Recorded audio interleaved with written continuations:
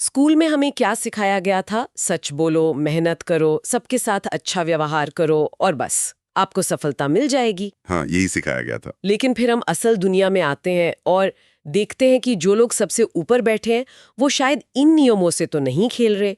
ऐसा लगता है जैसे उनके पास कोई कोई दूसरी ही रूल बुक है। और मजे की बात यह है कि वो रूल बुक असल में मौजूद है। अच्छा। हाँ, वो किसी धार्मिक ग्रंथ या फिलॉसफी की किताब में नहीं है, बल्कि रॉबर्ट ग्रीन की एक बहुत ही विवादास्पद किताब में है, द 48 लॉज ऑफ पावर। इतनी विवादास्पद कि कई जेलों में इसे बैन तक किया जा चुका है। तो ये वो नियम हैं जो दुनिया को असल में चलाते हैं, भले ही हम उन्हें मानना चाहें या नहीं। बिल्कुल। तो आज हमारी चर्चा का मिशन इसी सीक्रेट रूल बुक को एक तरह से खोलना है। हम इसके पहले 12 नियमों की गहराई से पड़ताल करेंगे, ये समझने के लिए कि पावर असल में काम कैसे करती है। और यहाँ एक चेतावनी शायद जरूरी है। हाँ बिल्कुल, ये नियम आरामदायक नहीं है, ये नैतिकता के बारे में नहीं है, ये है इंसानी स्वभाव की कच्ची हकीकत के बारे में।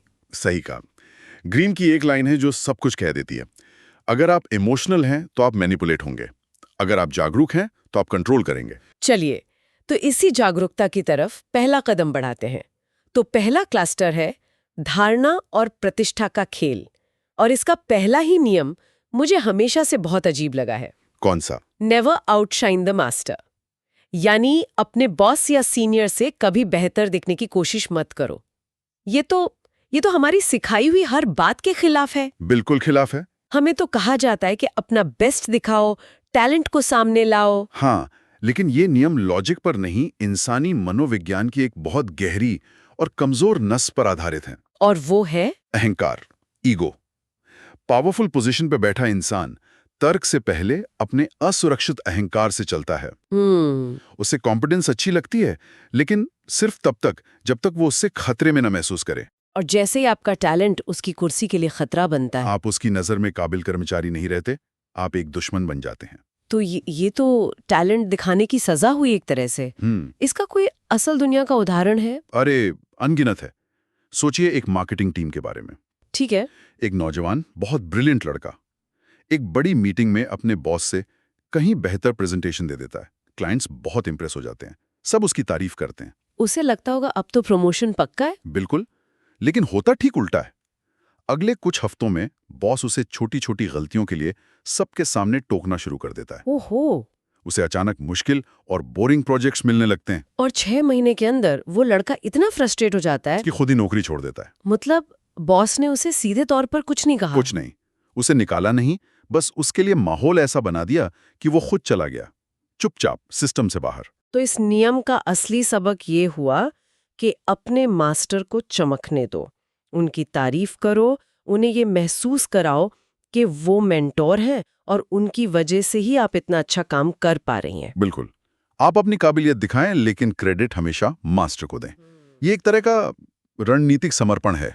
पावर के खेल में आपकी काबिलियत से ज्यादा जरूरी यह है कि ऊपर बैठे लोग आपको खतरे की तरह ना देखें। और जब हम खतरे और धारणा की बात कर ही रहे हैं, तो ये हमें सीधे नियम नंबर 5 पर ले आता है। हाँ। Guard your reputation with your life. अपनी प्रतिष्ठा की अपनी जान की तरह रक्षा करो। ये सुनने में थोड़ा नाटकीय नहीं लगता? जान की तरह रक्षा करो नाटकीय लगता है, लेकिन ये शायद उससे भी ज्यादा जरूरी है। प्रतिष्ठा पावर की अदृश्य मुद्रा है। In invisible currency. हाँ, पैसा आता जाता है, पद बदलता रहता है, लेकिन एक मजबूत प्रतिष्ठा आपके ना होते हुए भी आपके लिए काम करती है। ये लोगों के मन में आपका एक ऑरा बनाती है कि आप भरोसेमंद हैं या खतरनाक हैं या जीनियस हैं। और ये ऑरा आपके कुछ भी कहने या करने से पहले ही आधा काम कर देता है। बिल्कुल, और एक बार ये खराब हो जाए तो इसे ठीक करना लगभग नामुमकिन है। नामुमकिन, खासकर आज की डिजिटल दुनिया में तो बिल्कुल ही। एक झूठी अफवाह, एक लीक हुई ईमेल, एक गलत ट्वीट आपके सालों की बनाई प्रतिष्ठा को मिनटों में खत्म कर सकता है। सही बात है। इसीलिए ग्रीन कहते हैं कि इस पर हमला होने का इंतजार मत करो, प्रोएक्टिव बनो। पहले से ही सोच कर चलो। हाँ, पहले से ही अनुमान लगाओ कि आपकी प्रतिष्ठा पर कहां से हमला हो सकता है और उन कमजोरियों को पहले ही भर दो। ठीक है, तो प्रतिष्ठा बचानी है, लेकिन प्रतिष्ठा बनाने के लिए लोगों को आपको जानना भी तो होगा।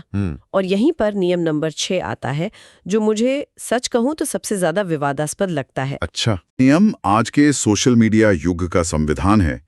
ग्रीन का तर्क बहुत क्रूर है, लेकिन सच्चा है। वो क्या है? गुमनामी में रहना एक तरह की सामाजिक मृत्यु है। Social death. इससे कोई फर्क नहीं पड़ता कि आप कितने काबिल हैं, अगर कोई आपको जानता ही नहीं तो आपकी कोई पावर नहीं है। तो बेहतर है कि आपकी आलोचना हो, आपके बारे में विवाद हो, लेकिन आप अनदेखे न रह जाएं। हाँ, ये तो any publicity is good publicity वाला फंडा हो गया, बिल्कुल। जो हम अक्सर नेताओं, सेलिब्रिटीज और आजकल इन्फ्लुएंसर्स को करते देखते हैं।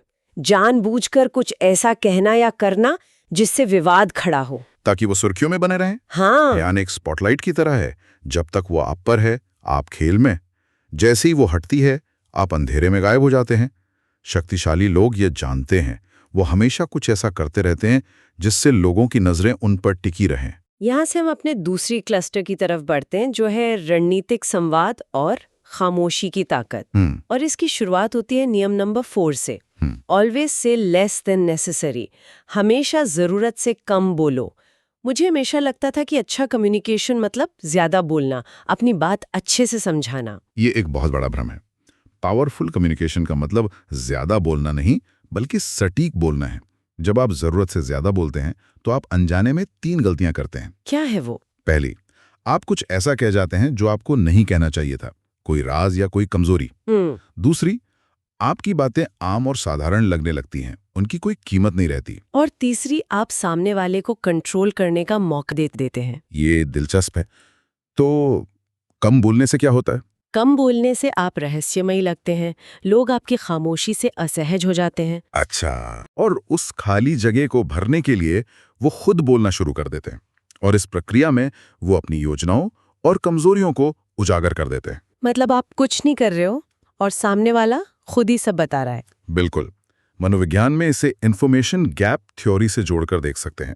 जब जानकारी में गैप होता है तो हमारा दिमाग उसे भरने के लिए बेचैन हो जाता है, और कम बोलने वाला व्यक्ति जानबूझकर ये गैप बनाता है। और लोग अक्सर उस खामोशी को बुद्धिमत्ता या शक्ति मान लेते हैं। आपकी खामोशी उन्हें सोचने पर मजबूर कर देती है कि ये सोच क्या रही है। एग्जैक्टली। और इसी से जुड़ा है नियम नंबर 3, कंसील योर इंटेंशंस।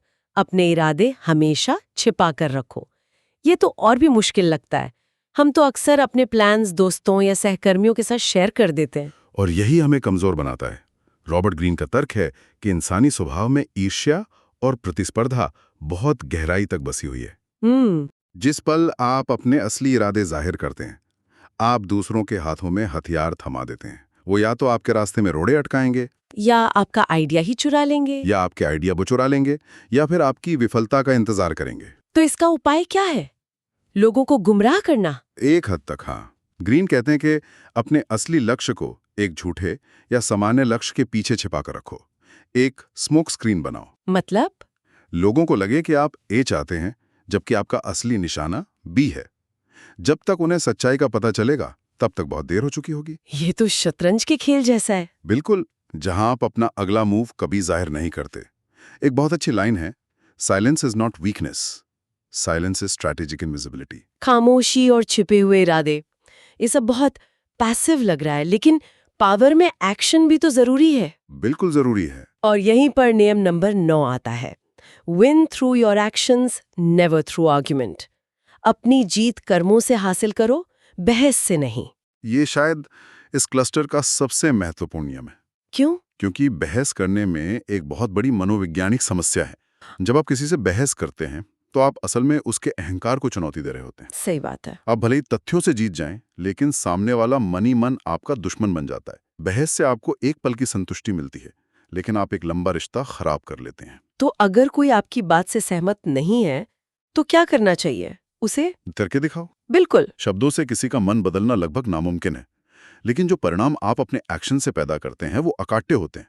उन्हें कोई नकार नहीं सकता। शक्तिशाली लोग समझाते नहीं, करके दिखाते हैं। हाँ, एक्शन अपने आप में सबसे बड़ा सबूत होता है।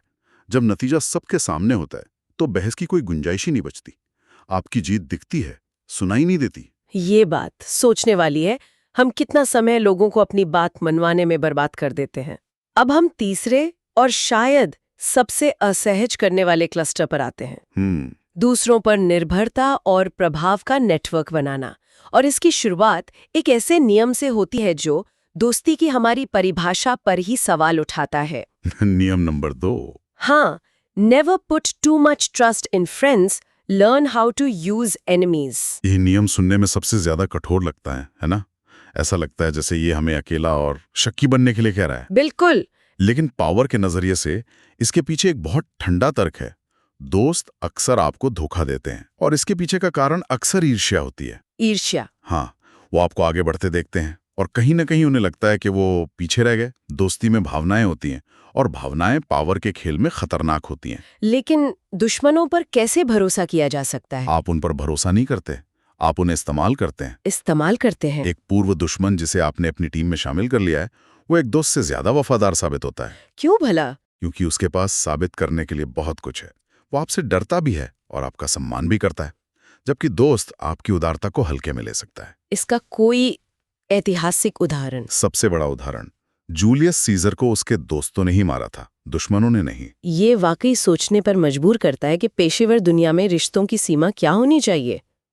अब बात करते हैं स्मार्ट वर्क की, या शायद दूसरों से काम करवाने की। नियम नंबर 7। हाँ, get others to do the work for you but always take the credit. ये तो सीधा सीधा शोषण लगता है। हाँ, सतह पर ये शोषण ही लगता है, लेकिन यहाँ एक बारीक रेखा है। ये सिर्फ काम दूसरों पर डालने के बारे में नहीं है। ये एक ऐसा विजन बनाने के बारे में है जिससे लोग जुड़ना चाहें और उस विजन को पूरा करने के लिए मेहनत करें। और क्रेडिट लेना अहंकारी लग सकता है, लेकिन ग्रीन का तर्क है कि क्रेडिट उस विजन को मजबूत करता है और पूरी टीम को एक दिशा देता है। मतलब लीडर का काम मेहनत करना नहीं, बल्कि उस सिस्टम को चलाना है जो मेहनत पैदा करता है। इसे लेवरेज कहते हैं। तो शक्तिशाली होने की असली परिभाषा ये है कि आपका काम आपके बिना भी चलता रहे। बिल्कुल। जिस दिन आपका बनाया हुआ सिस्टम आपके बिना चल सकता है, उसी दिन आप एक कर्मचारी से एक पावर ब्रोकर बन जाते हैं। आप रिप्लेसेबल नहीं रहते। और इसी निर्भरता को अगले स्तर पर ले जाता है नियम नंबर 11। हाँ, learn to keep people dependent on you. लोगों को खुद पर इतना निर्भर बना दो कि वो आपको छोड़ ही ना सके।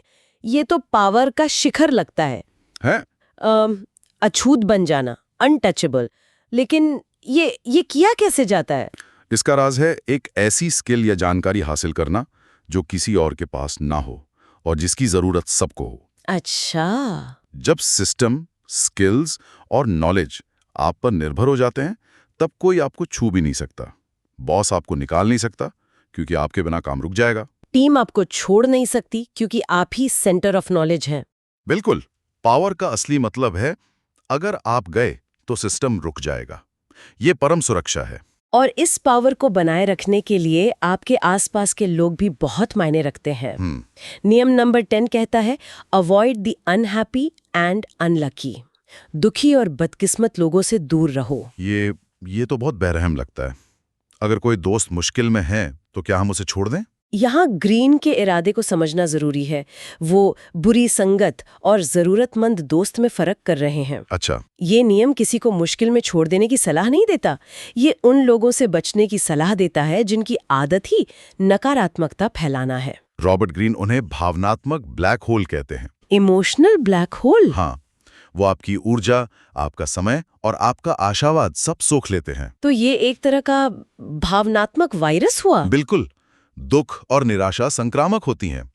आप जितना समय ऐसे लोगों के साथ बिताएंगे, आप भी दुनिया को उन्हीं के नजरिए से देखना शुरू कर देंगे। आपके फैसले धुंधले पड़ जाएंगे। सही कहा। ये स्वार्थ नहीं है, ये अपनी मानसिक ऊर्जा को बचाने की एक रणनीति है। अगर आपको विकास करना है तो आपको ऐसे माहौल में रहना होगा जो आपको ऊपर उठाए, नीचे न खींचे। बिल्कुल। तो ये थे पहले 12 नियम। ये पावर की दुनिया की बस एक झलक है, और ईमानदारी से कहूं तो ये काफी डार्क और बेचैन करने वाली झलक है। और ये तो बस शुरुआत है। आगे आने वाले नियम और भी ज्यादा गहरे पानी में उतरते हैं। मतलब जहां हेर-फेर, धोखा और मनोवैज्ञानिक युद्ध जैसी रणनीतियां शामिल हैं। ये नियम हमें दिखाते हैं कि दुनिया एक बहुत ही जटिल जगह है जो आदर्शों पर नहीं बल्कि इंसानी स्वभाव और शक्ति की गतिशीलता पर चलती है।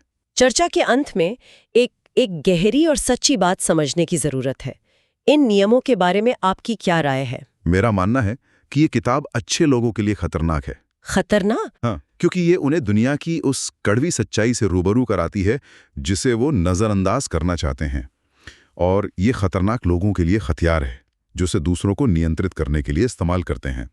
लेकिन सबसे ज्यादा खतरे में कौन है? सबसे ज्यादा खतरे में वो लोग हैं जो इन नियमों को नहीं जानते, लेकिन फिर भी अनजाने में पावर का ये खेल खेल रहे हैं।